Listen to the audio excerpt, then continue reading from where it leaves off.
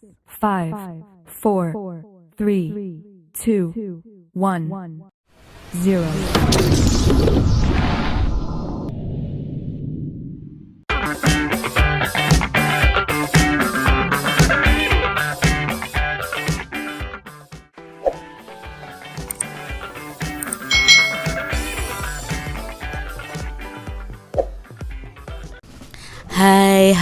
Hai, selamat datang di channel YouTube Kak Citra. Apa kabar adik-adik semuanya? Kak Citra berharap kalian dalam keadaan yang baik, sehat, dan siap untuk belajar ya. Hari ini kita akan belajar bersama-sama untuk mata pelajaran tematik kelas 5. Kita belajar di tema 8 nih, lingkungan sahabat kita, subtema 3, usaha pelestarian lingkungan, pembelajaran yang kelima. Mari adik-adik kita belajar dengan penuh semangat ya. Mengetahui tingkat pemborosan air. Adik-adik, di sini kalian akan mempraktekkan untuk mengetahui tingkat pemborosan air. Yang pertama, sediakan dulu satu buah gelas, ukurannya kurang lebih 300 ml. Lalu yang kedua, bukalah keran air sekecil mungkin sehingga air hanya menetes perlahan-lahan. Apabila tidak ada keran air di sekolahmu, dapat diganti dengan penampungan air, misalnya ember atau kaleng bekas. Buatlah lubang kecil pada penampungan air itu. Kemudian isilah dengan air hingga penuh. Usahakan lubang itu cukup kecil sehingga air hanya keluar dengan menetes. Tampunglah tetesan air tersebut hingga gelasnya penuh. Gunakan air yang kamu tampung untuk mencuci piring atau menyiram tanaman. Catatlah waktu yang diperlukan oleh tetesan air untuk memenuhi gelas tersebut adik-adik. Seandainya keran atau tandon air di rumahmu bocor sehingga air menetes seperti pada percobaan ini, berapa liter air yang terbuang sia-sia selama 1 hari atau selama 24 jam. Nah, tuliskan laporan kalian dan kesimpulan kegiatan ini di buku tulis kalian masing-masing. Contoh laporannya seperti ini adik-adik. Tujuan percobaannya adalah mengidentifikasi tingkat pemborosan ya, ini pemborosan air. Lalu alat dan bahannya ada 1 buah gelas, lalu 1 buah bak mandi dan tampungan air. Langkah-langkah percobaannya bagaimana? Ya, langkah-langkah percobaannya yang Kak Citra sebutkan tadi. Lalu hasil percobaannya ternyata gelas itu penuh dalam waktu sekitar setengah jam saja, padahal hanya menetes airnya. Jika kebocoran air selama 24 jam, maka akan ada sekitar 48 gelas air yang akan terbuang sia-sia adik-adik. Nah, kesimpulan dari kegiatan ini adalah banyak sekali pemborosan air yang terjadi di sekitar kita.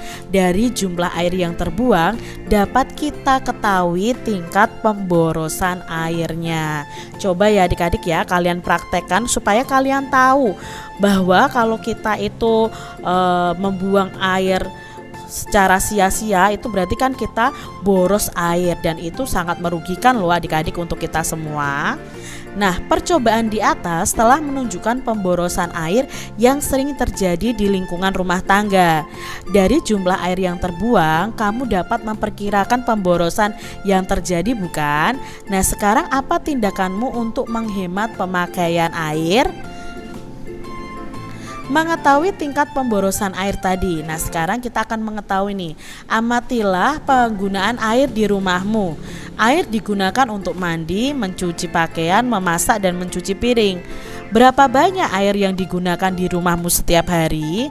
Walaupun hingga saat ini air selalu tersedia di alam, tetapi kita harus menggunakan air secara bijak adik-adik.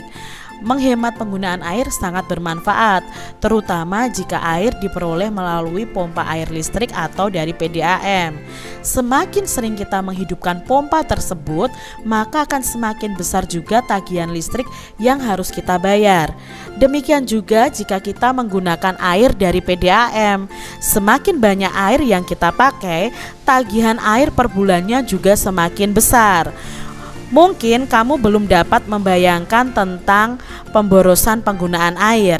Nah, adik-adik, di sini kita sudah tahu nih, oh ternyata di sekitar kita itu banyak sekali pemborosan air. Mari kita mulai menghemat adik-adik ya. Diskusikan bersama teman-temanmu mengenai tindakan-tindakan penghematan air yang dapat kalian lakukan. Nah, kalian buat buklet nih adik-adik, berisi cerita ajakan untuk melakukan tindakan-tindakan penghematan air.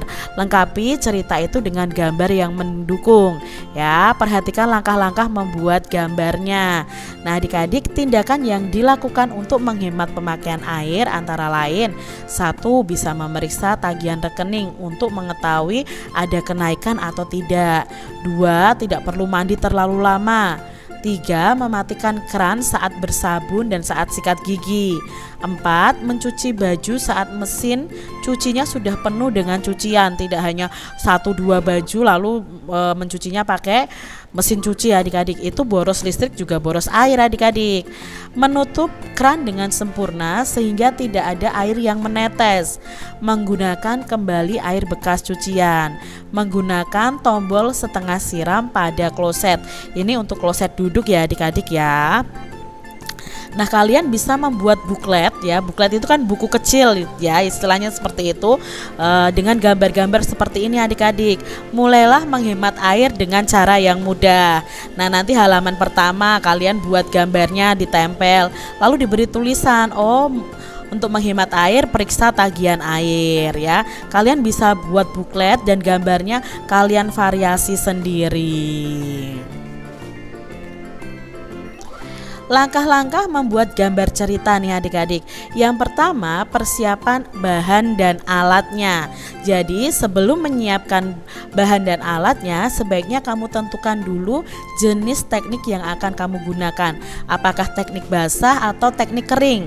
Nah, setelah itu persiapkan alat dan bahannya. Kalau teknik basah otomatis kalian menggunakan cat air. Tapi kalau teknik kering kalian bisa menggunakan pensil warna maupun krayon adik-adik. Berikutnya, menentukan tema adik-adik. Nah, pemilihan tema akan menentukan gambar yang akan dibuat. Penentuan tema itu dapat dilakukan dengan melihat lingkungan sekitar atau pengalaman diri sendiri dan orang lain. Yang ketiga, langkahnya adalah pembuatan sketsa. Setelah menentukan tema, langkah selanjutnya yaitu kalian membuat sketsa. Sketsa ini sebaiknya dibuat lebih dari satu agar kita dapat memilih yang terbaik. Nah, sketsa ini kalian gambar menggunakan pensil supaya mudah dihapus adik-adik. Langkah berikutnya adalah penyelesaian gambar. Nah, dari beberapa sketsa yang dibuat itu dapat dipilih satu yang menurutmu paling baik. Kemudian sempurnakan dengan menghapus garis-garis yang tidak perlu dan menambah garis atau coretan yang dirasa perlu agar gambar tampak lebih hidup adik-adik. Jika sudah mantap, warnailah gambarmu dengan rapi. Kamu dapat mewarnai dengan teknik basah atau dengan teknik kering. Nah, pewarnaan dengan teknik basah itu menggunakan cat air, cat minyak, dan tinta. Sebaliknya, pewarnaan dengan teknik kering itu menggunakan pensil warna, krayon, dan oil pastel. Demikian tadi adik-adik pembahasan kita di tema 8, subtema 3 pembelajaran yang kelima. Semoga video pembelajaran ini bermanfaat untuk adik-adik semuanya, dan sampai jumpa lagi di video pembelajaran Kak Citra selanjutnya. Tuhan memberkati. Jangan lupa tekan tombol subscribe, lalu tekan loncengnya, tekan juga tombol like, lalu share ke media sosial kalian. Jangan lupa untuk ikuti media sosial Kak Citra. Terima kasih.